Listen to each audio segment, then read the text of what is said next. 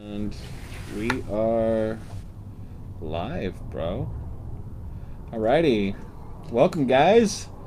This is the first podcast of the Pros Before Bros. Is that right? Something like that. Something like that. PROSE.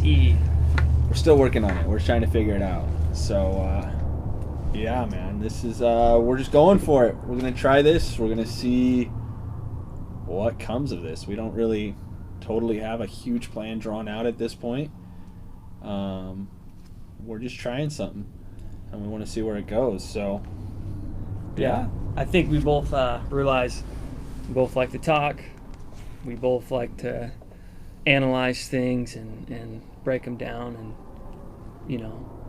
figure out why people do things, why stuff happens. And usually when we get together and hang out, we talk for hours. yeah. So we figure might as well record it.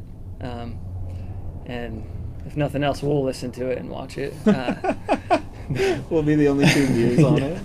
And just like we both, I think, have experiences and we're a part of the same church community. Yeah. And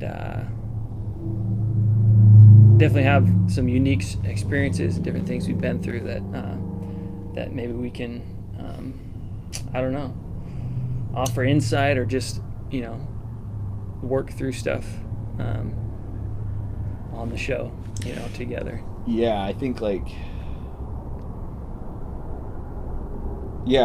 we both kind of just like to think about stuff, and then in some ways, when we do talk, it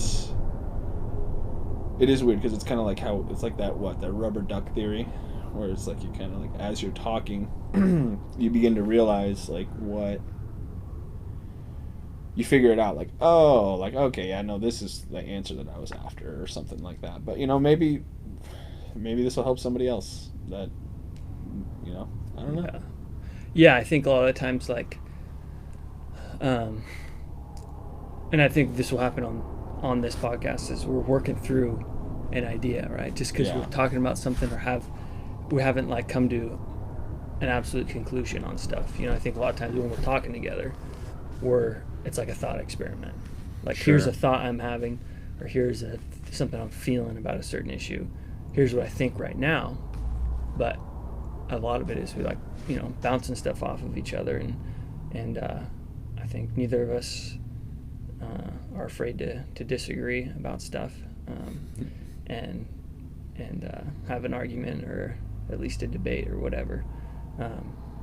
Yeah. So. Yeah. Yeah, and I think something too that we've talked about is that the compressor is going off. So hang on a second. I'll be right back while I turn that off.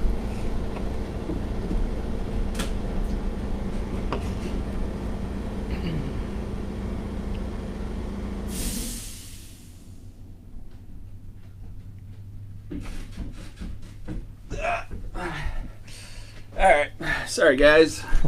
We're shooting this in the upstairs studio of our shop. And so we have a wood shop downstairs, a cabinet shop.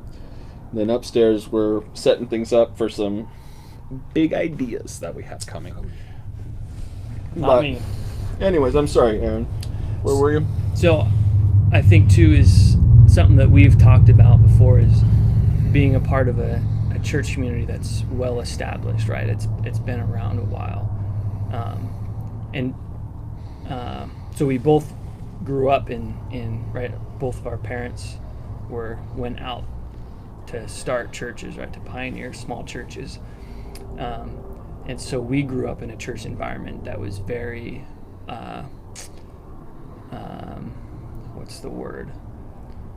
Not very refined, right? Yeah. Our church was made up of people who were literally we had people who were meth heads living in the woods with them and their kids that they're in our church. They've had this experience with Jesus. Their lives have been transformed, but they're a serious work in progress, And so just our church, that was our whole church, right? And it would happen where people who were refined Christians would come in, and they would not hang around. They wouldn't stay very long because our church was wild. But it was awesome. Like, there was this wonderful thing to it that made it. There was just a genuineness, Mm-hmm. And I think in a church like one we're in currently,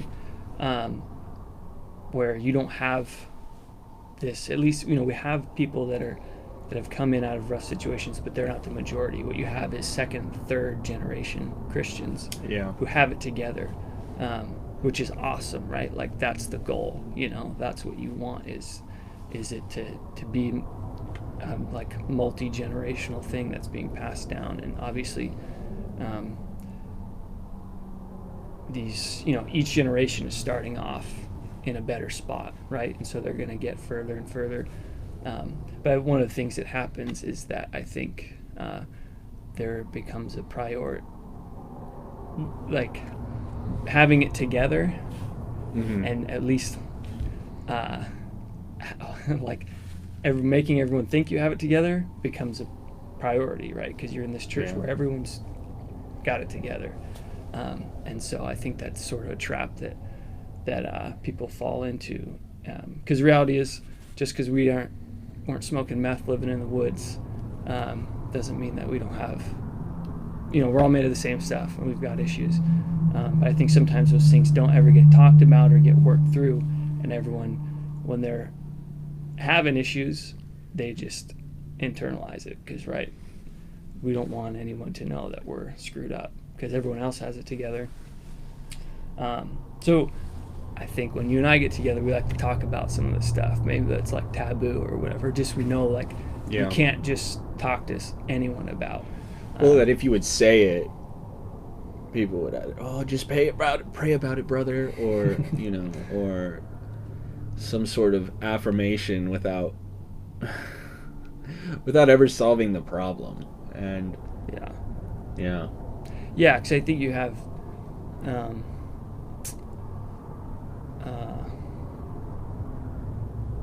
was I going to say? I don't know. Well, I think about, like, me and where, like, like, I came from, like you were saying, like, I came from an area, like, my parents pioneered a church, and it was tiny. It was 30, 40 people at its largest. And so, what you're dealing with is, the people that you're dealing with, it's like, they like they got issues, man. They just whooped on their husband the night before, and now they're in church and they're just trying to survive to the next day, right? Like, they're just, like, for them, real problems are like, horrible things happening in their lives, and they're just trying to figure out how to process it and, like, go on living. And so, I come from seeing that and growing up and being around that for 9 years, and then, like, I come to this church that I grew up in, and it was just totally, it was different, not like what I was used to. And, it's like the issues and the beefs that happen and what people get bent about, and it's like, like, there's people that, like, they're trying to figure out how they're going to make rent this month, and you're concerned that so-and-so, didn't look at you the right way when you walk through those doors. Like, come on, let's be real here. And so, like, I just know a lot of the issues and things that I had to fight through, like, within my own mind, as far as dealing with people and how do I traverse this landscape that I don't totally understand. And I know these people, but I don't know these people. And just, like, I just hope if nothing else comes out of a podcast like this, is that it's like that there's some sort of roadmap that's kind of laid out for somebody else to see, that it's like, hey, no, you're not the problem. Like, you're not, like, we're all the problem, but but like that you are, there's nothing wrong with you as a person. Like, you're normal. You just have to understand that this is how things are, and like, this is how you handle it in an effective and constructive way. Yeah. You know, as opposed to just getting really tweaked. And because it's easy, man, it's so easy. And but just to take off the, I don't know, shine some light in the basement or something. I don't know what you would call it, but just that you don't have to feel like we're normal. We're just two dudes, right? Like, we got our issues, we got our problems. Like, we're just people, and yet we're still saved. We're still Christians. We're still,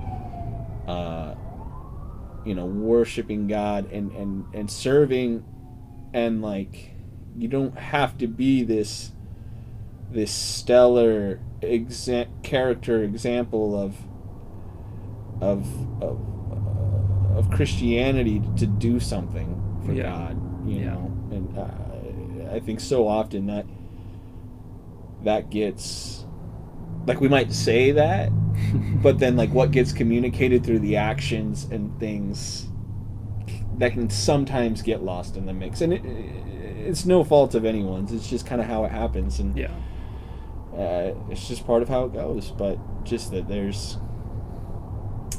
I don't know, there's a life to be lived, and you don't have to be perfect to do something. Yeah, because you hear people talk about, like, man, I wish we could just, like, be raw, or like our church, you know, I wish we had this, like, where we were real, you know. Like, you hear people talk about that. It's like, I don't really know what that means or what that looks like. And I think that's the point, is like, we don't, you know. But there is obviously some sort of need or desire for us to kind of like get rid of the veneer a little bit, you know, and like let's not pretend we're all Christian robots. Man. And just be real, and just that there's this, for this podcast, there's just a space where people are at least trying to be more real, you know, than is allowed within the rigid religious culture that can kind of start to develop. Nope, that's that's kind of why we started this. And I don't know, I mean, like, for me too, I think part of it also is just like, there's something about something like this where you can kind of just work through, like, kind of like we mentioned, but just that you can work through some of these things, and it's not like it just that you can just work through these things and not have to, like, feel funky or weird about it or anything like that. And so and it probably sounds like I'm being super critical of the church, but that's definitely not what I mean. That's more exact, like, what we mean. It's just that I think what happens, because I know this is me, that you're going through stuff and you just assume it's just because I'm terrible, right? And I know none of my friends are, because, man, look at how awesome they are. Like, look at their lives, they've got it all together. And so then you just bury this thing. What really should be the default mode within a church community is that people can, right, bear each other's burdens, right? That people can feel the freedom to, like, here's this thing I'm dealing with or that I'm doing, and I can bring it to my brothers or sisters in Christ without fear of being judged. And I think that sometimes doesn't exist. It was interesting. Like, I remember, you know, obviously our pastor, he preached a sermon not that long ago about, like, the perfectionism and just, like, the flaw of it, and just how it's like, you know, he made the statement that, you know, he would that the argument could be made that there are more perfect people who strive for perfectionism in Christianity than in other areas, simply because, you know, that's like that's part of what we're after in a way.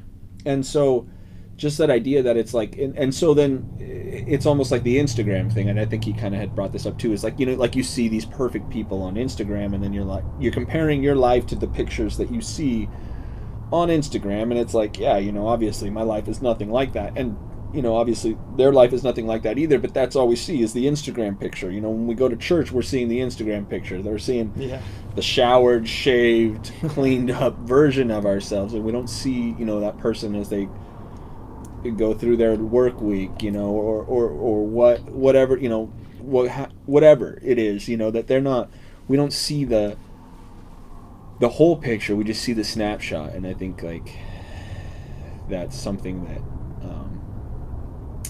that we all kind of struggle with, but that it's like, it's okay, it's all right to not have like that perfect part, not be totally dialed in, you know, and totally, or not totally dialed in, but like totally polished. Like I like that it's raw, kind of like this podcast. Like, yes, far from polished. We will get better as time goes on. That is the plan. It's not always going to be this way, but for now, we just kind of wanted to get started with something and just see what we can do. Yeah, hopefully maybe have some guests on, some of our friends. Yes. Who have some cool stories to share about their own lives and their own experiences with Jesus, and I think it'll be something to do. If nothing else, we're getting to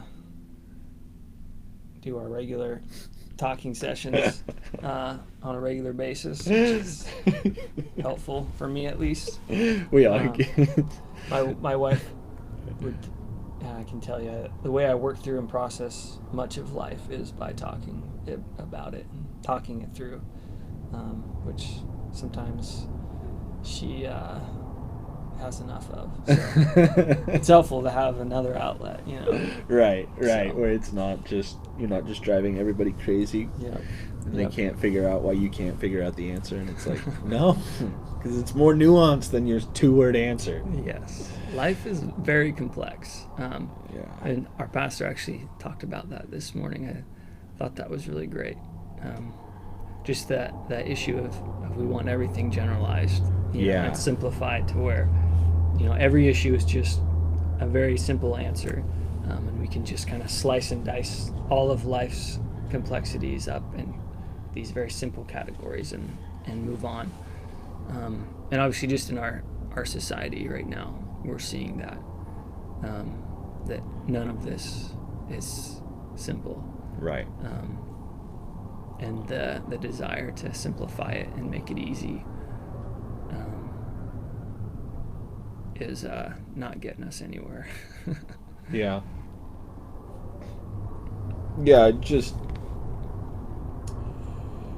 especially just with all the craziness going on right now. It's like there's a little bit of truth in every view is kind of the problem. And it's like you can't, but it's not enough for like one to be like 100% correct and this one to be 100% wrong. It's like there's levels to this stuff, man. And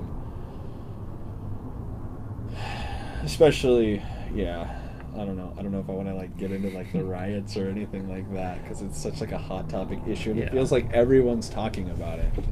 Yeah, I mean, it's funny because I think there is definitely this, just politics in general, right? It's like you have the crowd that loves politics, the crowd that hates politics, and a lot of times there's conflict between the two.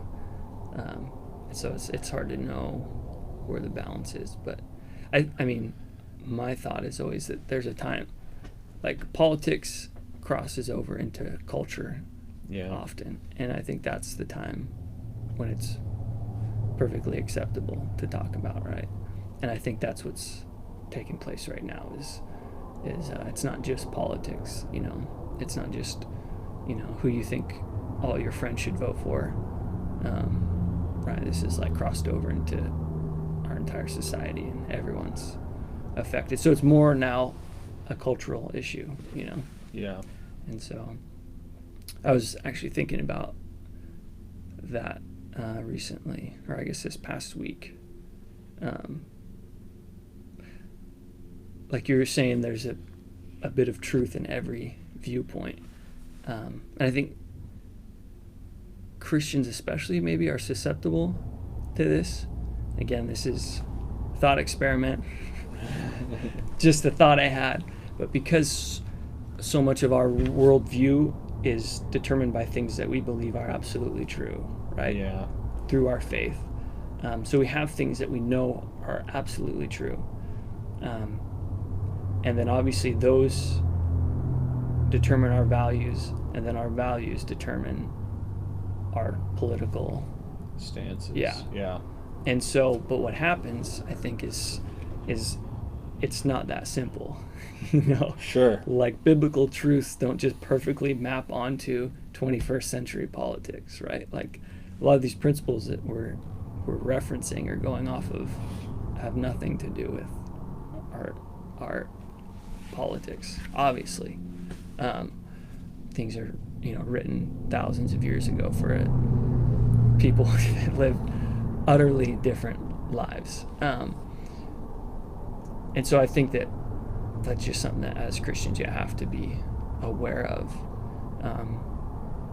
Because you know, that happens is people align themselves with a political stance or a political party or whatever, and they are immovable because this is like biblical truth. The reason I support this candidate is because this is who God would support, right? And it's like, no, it's not true.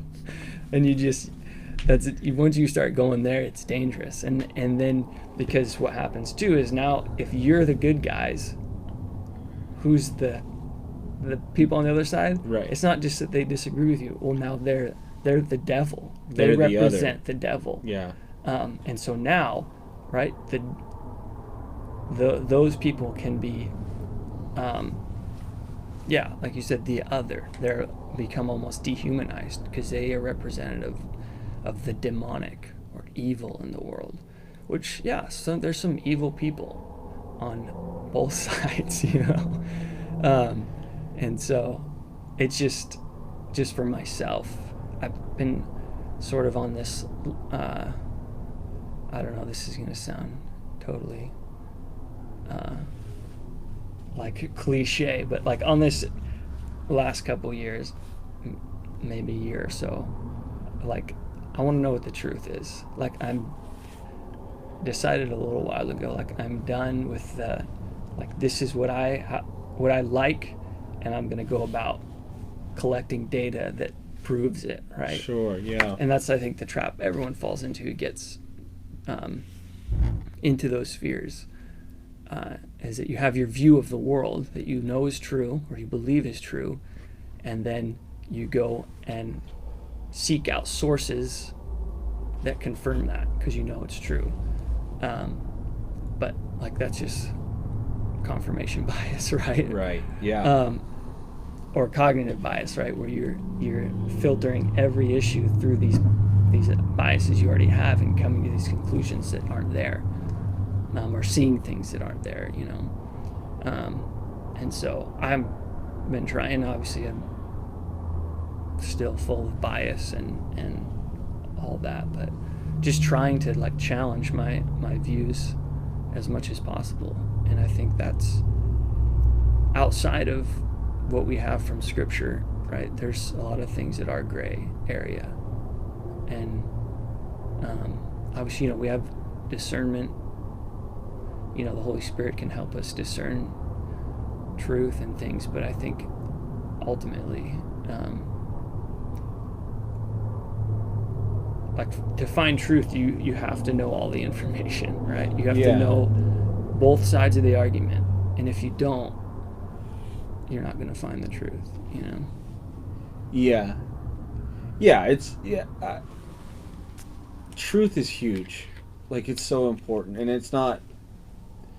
I hate, like, I hate this saying that's come up, well, that's her truth, or that's his truth, or that's so and so's truth. It's like, no, like, that's a fallacy. Like, there's the truth, and then there's opinions and viewpoints and perspectives. Like, there's only one truth, and it's, whether you like it or not, it exists. Like, you're not, like, the truth exists outside of bias. Like, that's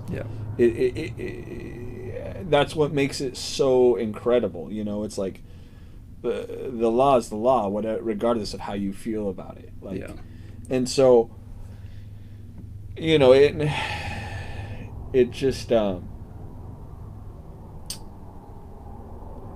that's why it's always funny to me when people don't like what you're saying about, like, the challenging of your beliefs, or like the finding the things that confirm what you believe. Like, people who, like, I welcome the thought of, especially when it comes to the Bible and things like that, like the challenging of what I believe, because then it forces me to figure out what I believe. Like, if you don't know what you believe, then that's a problem. And if you can't articulate why you disagree with that person, then you need to figure out how to do it.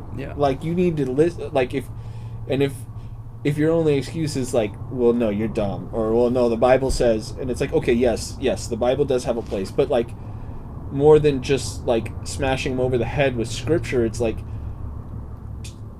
do you believe that for yourself? Like, yes, the Bible says that, but do you believe that for yourself? Like, that, like, what the Bible is saying? Like, it's not just like, it has to be personal.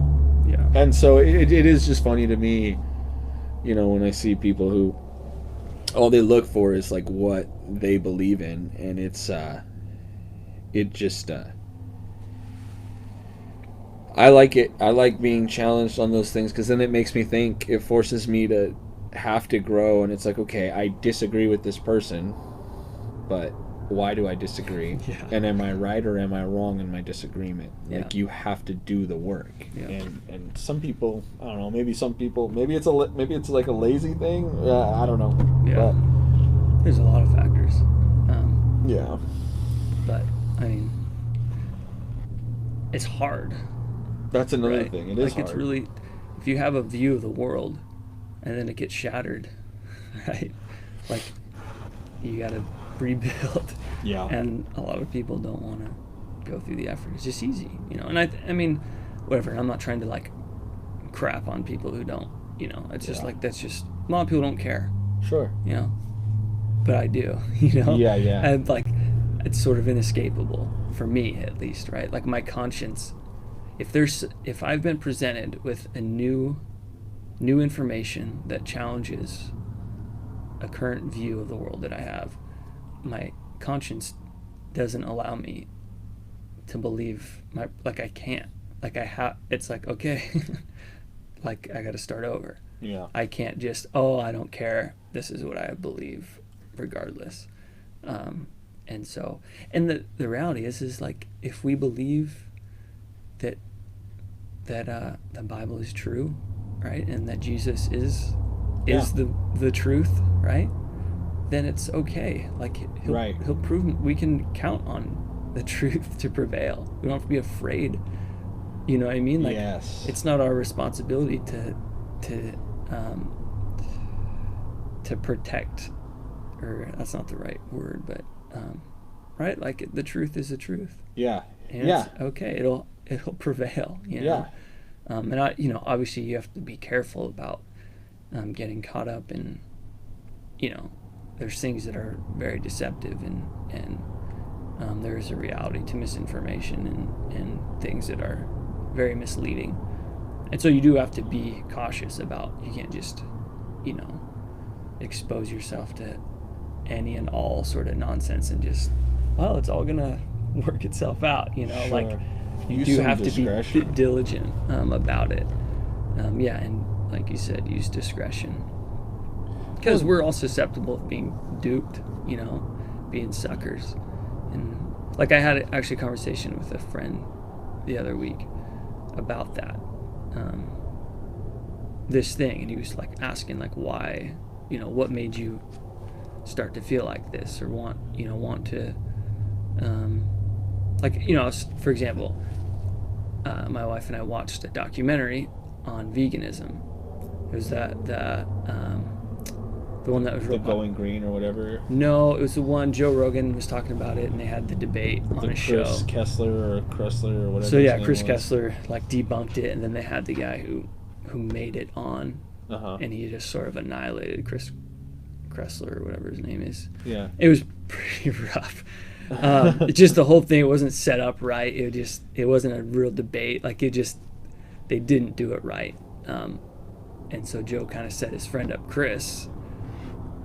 It just seemed like it just was, if they were going to do that, they should have put some parameters in play. It was just like a beat down. Because they did the classic thing where they criticize something without the opposing view on, right? So they take this whole 3-hour show and they just like lay the wood to this documentary, which isn't fair. Right. And so this guy comes on, and instead of debating the issues, he just basically picked apart all of Chris Kresser's arguments, which a lot of them weren't very well done because he was just talking with Joe about it. It was just the whole thing was set up to fail. But it was just about the documentary about all these vegan athletes, right? Sure. And that veganism is the name's just right on the tip of my tongue.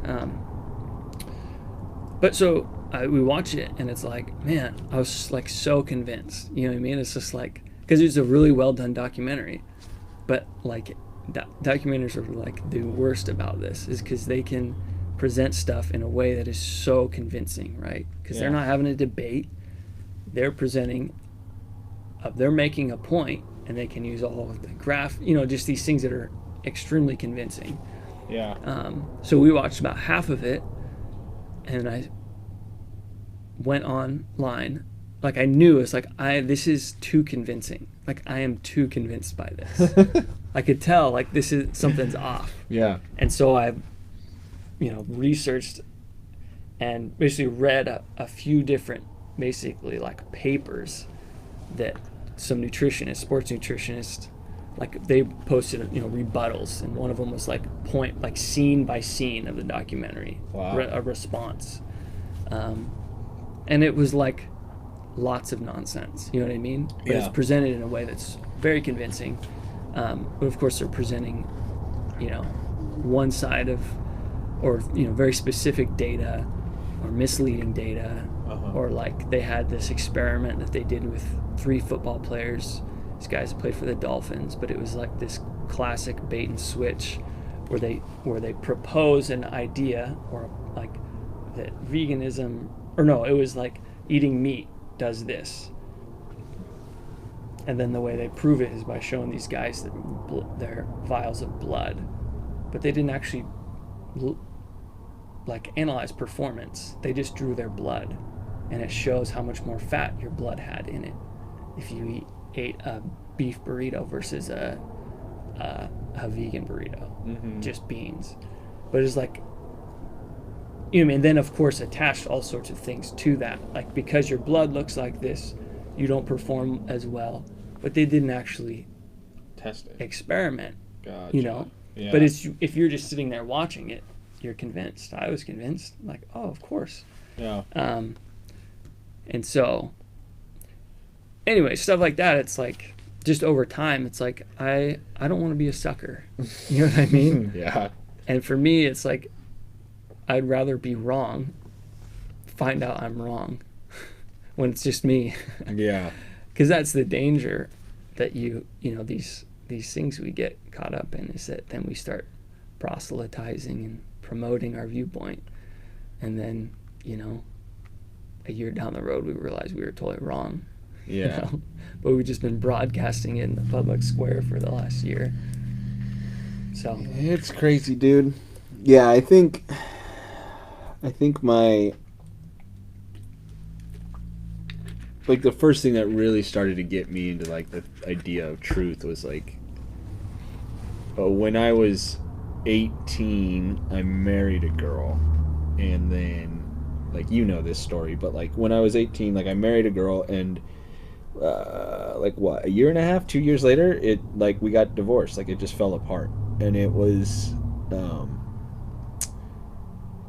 like a really rough time. Like for me at the time, it seemed like it came out of nowhere, and but like looking back at it, like I could see all of the things that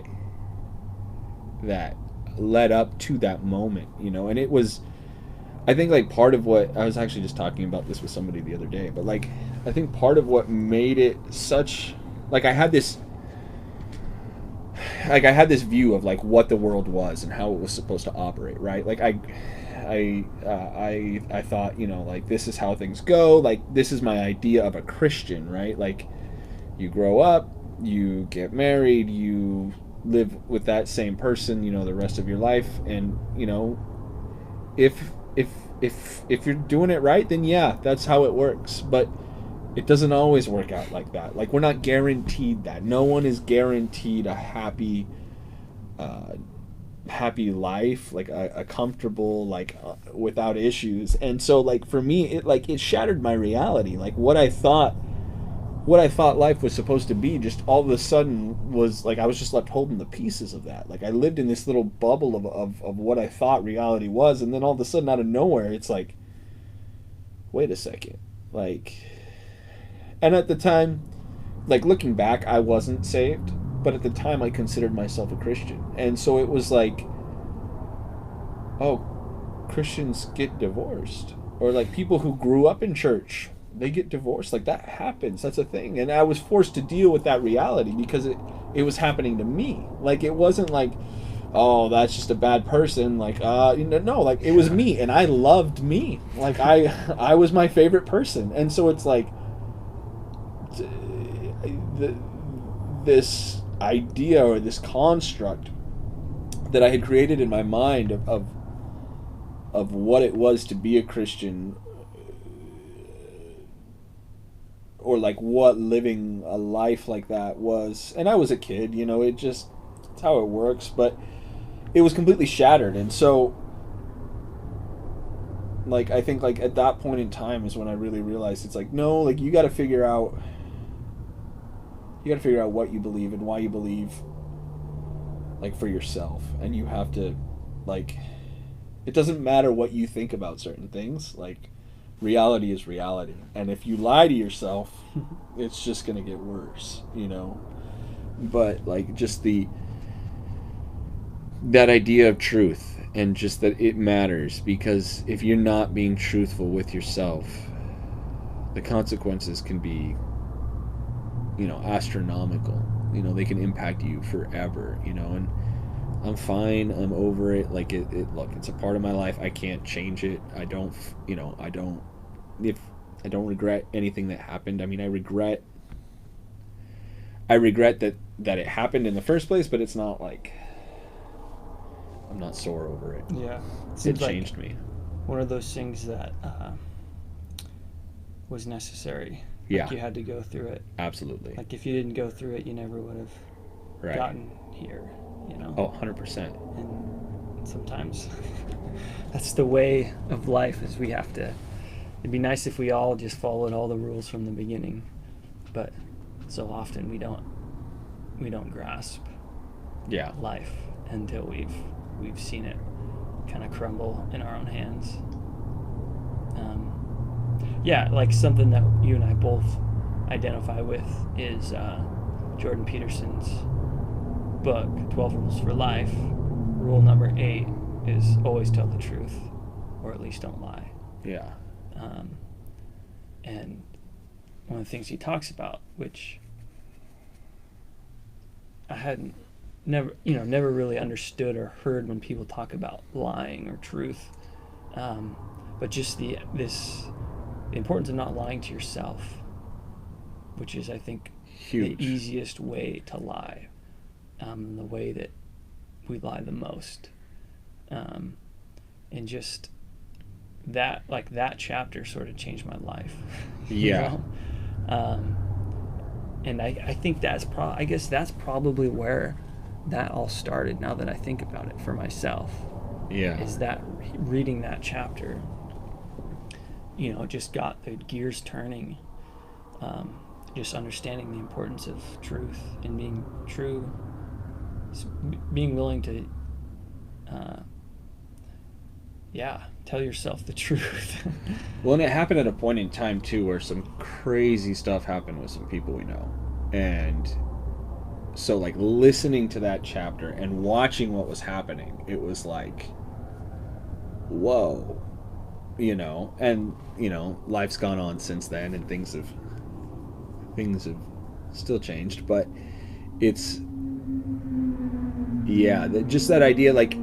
And I think that the thing about the lying to yourself, which if you haven't read that book, please, please, please, please, please buy it, read it, listen to it, whatever you've got to do. Like, hands down, probably the best, like, self-help book that I've ever read.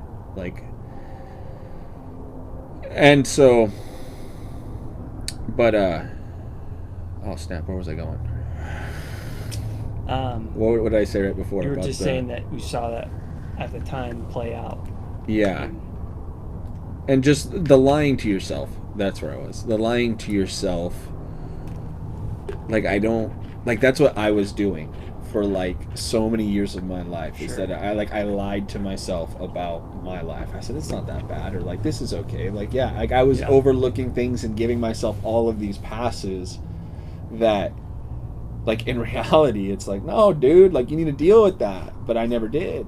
And so, and like, I think it's the worst part because we don't even realize that, like, we reach a point where we do it so often that we don't even realize we're doing it anymore. And that's the scariest part, is that when you don't even know that you're lying to yourself anymore, you're in a dangerous territory, man. Like, and you'll believe anything, and you'll operate on emotion, and it gets bad. Yeah, it's like, the way I think about it is like, as you step out into life, right, whatever age that is, where you sort of start to confront, where you go from a kid who has basically zero awareness of the world around them, right? At some point you transition to like, okay, there's a world out there that I need to interact with. Yeah. And when you start out, right, there's sort of unlimited paths to take. But so often, right, the crossroads that you come to require you to tell the truth, And so often what happens is people don't. And it's like, the more times that you take the untrue path, it's like the less pathways are available now. Yeah, exactly. And at some point you get yourself to a corner of the map where there's no more paths. Right. And the only way out is you got to start over. Yep. And that's, you watch people, they're whatever, 30 years old, 40 years old, 50 years, and they finally want to start telling the truth. And it's like, man, they've got serious work to do. Because it's compounded. It's and the more you take that path, the harder it is, right? Then each time, too, the more that truth path is overgrown. Like, you're getting further and further off the beaten truth paths, Yeah. And it can get harder and harder because you've built up this persona or whatever, this life that's so often like your identity, who you think you are, who everyone in your circle thinks you are, is so often just the lie. You've been telling lies to yourself and to people around you, and to deviate at that point is like you're hitting the reset button. You're gonna have to look foolish because you've built up this identity that's not real. And so it's like, man, as soon as possible you got to confront who you are and deal with the realities of that.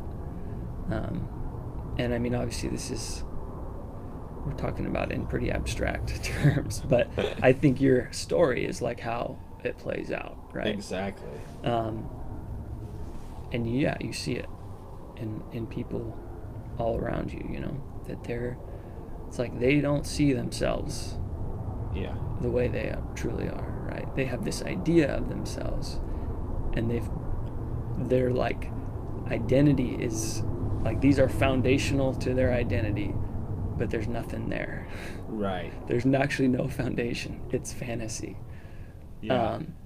And you see life, and this is what's so interesting, is life is so faithful to give you feedback. Sure. You're wrong, right? I'm this thing, right? People, I'm this type of guy, or this type of girl, and life goes, no, you're not, right? Yeah, yeah. They have things that happen where, oh, I'm not that. And you watch people, they either like, okay, I'm going to hit the reset button on this, or no, right? Here's, Exactly. no. Yep. Here's all the circumstance. Here's all my excuses for why I didn't respond how I think I should, and it's, and then it's like, okay, now you're further down that path. And it just, you watch it happen over and over. And your friends are trying to give you feedback like, no, that's not real. You aren't real. Right. And it's like, man, it's scary to watch people where it's like, man, they're still hanging their hat on this thing that's not real. Yeah. Human nature, man. Yeah. It's like we all just try to. I don't know, man. I don't know. It's crazy at times. So speaking of 12 rules for life, Yeah. I think one of the features or segments we'll do on this is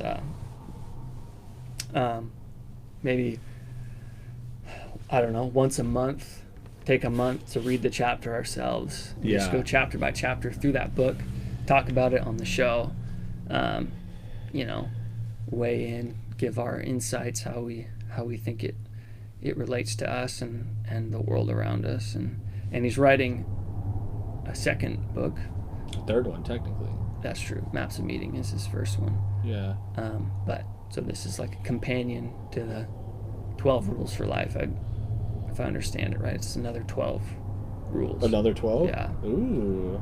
Because where this all got started is there's a site called Quora, I Yeah. think. He talks about it in that first chapter. Yeah, and so Right in the people will preface. pose questions, Yeah. and he answered one of them. Like he would answer all the time to different stuff, and wouldn't get any sort of whatever response. But he did one where it was like extended version, like all these rules for life, and it got like, I don't know how that site works. I'm assuming it's like upvotes, Something like any similar. sort of. Yeah. And so that comment got tons and tons and tons of upvotes and was really popular and viewed a bunch of different times. And so he realized that, okay, there's something here, like people, Yeah. there's a desire for these types of ideas. And so it sounds like the next one is just gonna, the first one was sort of the best ones, I guess, or Yeah. the most important, and so this is just gonna be a continuation of all those. So It should be interesting considering all the things that he's gone through since, yeah, like, the writing of that book. Like, his life basically, like, catapulted. Like, he went from just, like, an English professor or a psychology professor Yeah, to, like, exactly. speaking internationally around the globe. And then, his wife got cancer. He wound up with a benzo addiction, like, Yeah. checked himself into rehab. Like, yeah. it'll be interesting. I'm Yeah. excited. Yeah, it's cool that not cool, but I thought it was good just that he lives what he preaches, like with that benzo addiction, right? Like no one had to intervene. Yeah. He knew It's like, dude, this is an issue, yeah. and he checked himself in. It's like he didn't lie to himself. Right. Yeah. No, it's cool, man. Yep. Cool. Well, I don't know that I have much more to I know, dude. say. I didn't realize, like, we're 50 minutes in. It's pretty good. That is pretty good. I was hoping for an hour. So, we got 10 more minutes. Can we talk about Yeah, 10 more minutes? I mean, yeah, we're hoping to do not just us sitting and Yeah. chatting the whole time, but like I said, 12 Yes. rules for life, and and have Book some reviews. have some sort of features, different segments within the show, guests, like you're saying, and then even like we both listen to a lot of podcasts, podcast reviews, and we both, I don't know, I'm sort of, not sort of, definitely. I've developed a reputation for always having a new hobby or interest. Ain't that the truth? So, and I'm sure that as the show goes on, I'll have plenty of new hobbies and interests. But I'm super duper excited about that I won't be in a few months. So I'll have, but don't worry, dude. I always got something. You'll have another one. Something. Don't worry, you'll have a in the second queue. one. He'll be making magic tricks here pretty quick. Yeah. Well, I was working with a guy who fishes a lot. And I'm like, dude, I need to start fishing. Oh my god. So I texted Grace, my wife, and I was like, hey, I think I found a new hobby. I think I'm going to start fishing. Oh, what'd she say? She was into it, dude. She's like, all right. She likes it. I mean, I don't know. It's funny. Some people sort of make fun of me, but I think it's awesome. Like, I think it's... Okay, I'll say... You're a jack of all trades, master of none, though. I wish there was a couple things that I really just would stick with. Yeah. But I don't. And so, I got to work through that. But, I mean, the next best thing, I think, is... I love... Man, like, Maybe you're still looking for it, I think. Yeah. I think you're just trying to find it still. And the world is such an interesting place for me. Like, yeah. When I was laid off, I started doing a bunch of yard work, planting trees, different plants. And now when I drive around, right, because I did all this research on plants, people's gardens now or their front yards are so interesting to me, right? And they weren't before. And every hobby that I delve into, it's not, and I usually don't do like a cursory. Like I usually deep dive, I go all in for a while, and so I don't view it as a waste of time at all. I mean, each one of them enriches my life, and well, you learn stuff with all of them, even if you don't like apply it right then and there. Like there's something of this that you're going to use and apply it in this area. That's true. Yeah. So I mean, it's not like it's lost or wasted effort. No. It all adds up. But that's true. One of the things I was thinking about too is like eventually, well, not eventually, pretty quick here, I'll set up like an email or something, and then like if people have suggestions or things or questions or topics that we could talk about, they could just email them to us. That'd be cool. We can look at them and yeah, and pick and choose and see if it's something that we want to do. But yeah, man, like I think another thing, like the reason like that we're starting this is like we've like as a church, like we've operated one way for so long, and like we've talked about this, but like one of these things that this pandemic has shown is like the I don't want to say the need, but like the advantage of having an online presence, or like I guess that's the right way to put it. But just that it's like people, like we got to try something new, man. Like the way that we've done things for a long time has worked well and worked fine. Our church does a lot of community outreach and events and different things like that, where we try to preach the gospel and reach sinners for Christ. And it's worked, like with it's great. We see results, but there's also like this entire like untapped mine, or like untapped source of like just doing something just to preach the gospel, man. And times are changing, things are changing. And if we have the ability to adapt and change with them, and not that we compromise our message at all. That's not at all what we're trying to do, or to compromise our reach, but that we recognize what's going on and take advantage of it. Yeah. Yeah. Yeah, it seems like this is okay place to start. Yeah. You Yeah. know, that I don't know, putting content out there and yeah, seeing who all we can reach. But I guess we're at 55 minutes. Okay, You want to call it there? let's do it. Well, if you do end up listening to this, thank you so much for joining us. We appreciate it. Yeah, and we'll be back next week for something, hopefully. But thank you, and we're out. See ya.